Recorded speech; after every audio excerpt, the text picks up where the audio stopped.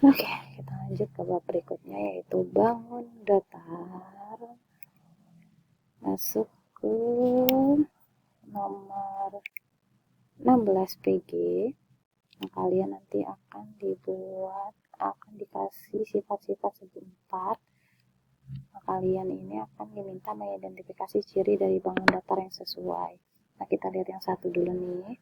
Pernyataan di atas merupakan sifat persegi. Nah, persegi itu segi 4 ya. Ingat segi 4 itu ada banyak banget. Jadi segi 4 itu kok begitu. Jadi segi 4 itu semua bangun datar yang memiliki 4 sisi persegi, segi panjang, terus layang-layang, trapesium, itu semua segi 4. Karena dia minta sifat persegi, kita lihat semua sisi sama panjang, betul ya? Karena semua di persegi itu semua sisinya sama panjang, nih. Gak ada yang beda-beda, gitu. Lalu yang kedua, semua sudutnya siku-siku, betul nih sudut-sudutnya ini nih, ujung-ujungnya nih, dia siku-siku. Lalu yang ketiga, diagonalnya berpotongan tegak lurus, ini betul. Diagonalnya ini, Allahumma. Diagonalnya ini nih, diagonal itu yang tengah, ini berpotongan tegak lurus. Betul. Lalu yang keempat, mempunyai sepasang sisi sejajar. Ini salah. Bukan sepasang ya, sisi sejajar itu ada dua kalau di persegi. Yang atas sejajar sama yang bawah, yang kanan sejajar sama yang kiri. Gitu. Jadi yang benar 1, 2, dan 3. Lalu berikutnya sifat belah ketupat. Belah ketupat tuh berarti kayak layang-layang, cuma dia lebih presisi. Nah, gini, belah ketupat. Nah, belah ketupat itu hampir sama kayak persegi. Dia sisi-sisinya semua sama panjang. Kalau persegi itu kan kotak sempurna. Kalau belah ketupat itu sisinya itu diagonal miring. Sisi yang berhadapan sama panjang ini kurang tepat karena kalau belah ketupat itu semua sisinya sama panjang, bukan yang berhadapan doang yang sama panjang. Kalau yang kedua, sudut-sudut yang berhadapan sama besar dan dibagi dua sama besar oleh kedua diagonalnya. Ini betul. Kenapa sih? Susah amat nih tulisnya. Nah, sudut-sudut yang berhadapan sama besar nih. Berarti yang sudut atas ini sama kayak yang sudut bawah. Sudut yang kanan sama kayak sudut yang kiri. Lalu dia dibelah dua sama besar oleh diagonalnya. Itu kalau misalnya sudut ini nih, misalnya 100 misalnya. Nah, berarti ini 50, 50 kalau ada diagonal. Diagonal-diagonalnya saling membagi dua tapi tidak saling tegak lurus. Ini salah. Dia membagi dua, benar membagi dua, dan dia ini saling tegak lurus. Lalu yang keempat, diagonal dan diagonalnya merupakan sumbu simetri. Ini betul. Jadi kalau di belah ketupat ketika ada diagonal, sumbu simetri itu diputar. Jadi dia merupakan sumbu simetri. Lalu yang terakhir, berikut ini yang bukan sifat jajar genjang. Yang bukan ya. Sisi yang berhadapan sejajar. Kita gambar dulu jajar genjang. Gini, begini, begini. Sisi yang berhadapan sejajar.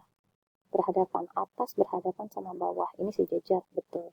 Sisi kanan sama kiri ini berhadapan dan dia sejajar. Ini betul. Berarti belum masuk ya karena kita nyari yang bukan.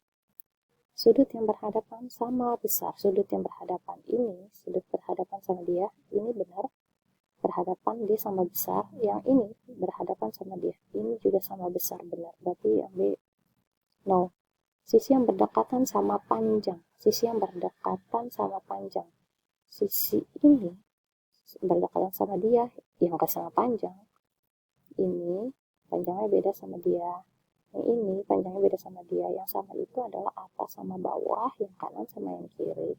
Berarti ini kurang tepat. Jadi kemungkinan dia yang bukan. Kita lihat dulu ya deh. Jumlah sudut-sudut yang berdekatan adalah 180. Ini betul. Jadi sudut ini ditambah sudut yang ini, itu hasilnya akan 180. Sudut yang dia, yang bawah ditambah sama yang bawah, juga hasilnya akan 180. Lanjut nomor 17. Diberikan gambar bahan datar segi 4, peserta diminta memperkirakan luas segi 4-nya. Nah, ini lihat di catatan kalian ya. Segi 4 itu kan tadi gue bilang ada banyak. Ini ada persegi, rumus luasnya berarti sisi kali sisi luasnya. Ini ada segi panjang, berarti luasnya panjang kali lebar. Kalau yang ini jajar genjang, berarti ini alas kali tinggi. Nah, ini alasnya, yang bawahnya alasnya.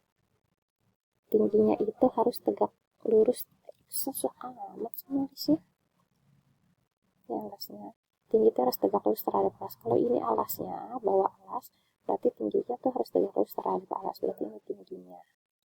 Kalau alasnya kamu yang ini, berarti tingginya harus tegak lurus terhadap alas. Berarti kita cari tinggi yang tegak lurus terhadap alas. Berarti tingginya kemungkinan di sini tingginya. Gitu. Jadi harus tegak lurus terhadap alas. Nah, ini belah ketupat. Belah ketupat itu rumusnya luasnya setengah kali diagonal 1 dikali diagonal 2. Kenapa nulisnya delay banget ya?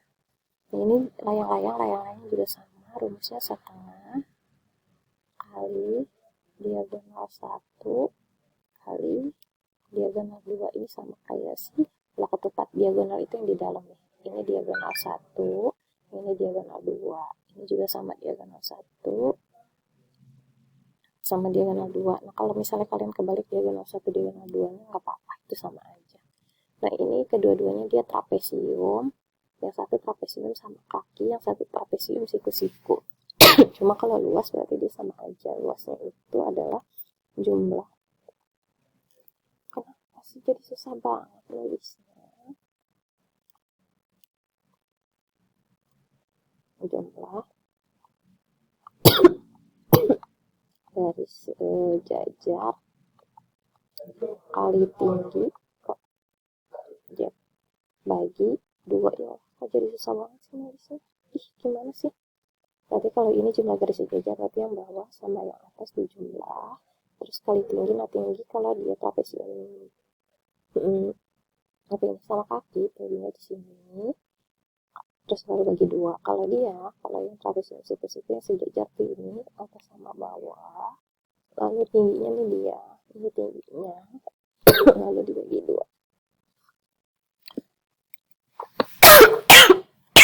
Lu jadi batuk. Lagi bikin video. Kita lanjut nomor 18. Diberikan keterangan mengenai sifat segitiga, ukuran segitiga.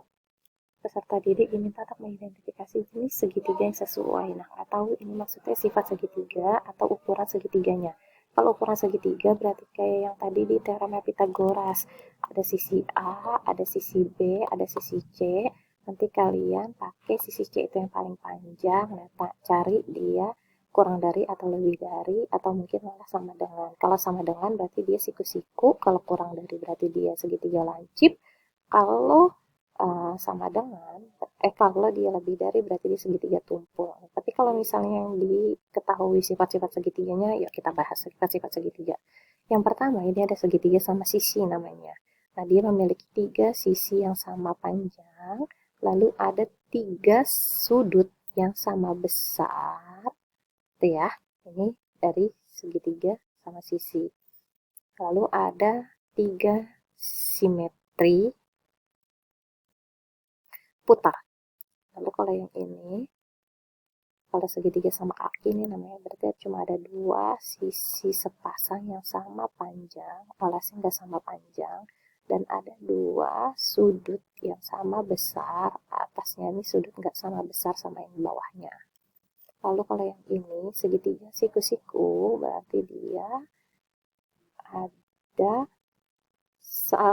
2 sisi yang tegak lurus membentuk siku-siku. Di sini ada 2 sisi, ini sisi tegak sama sisi alas, dia membentuk siku-siku.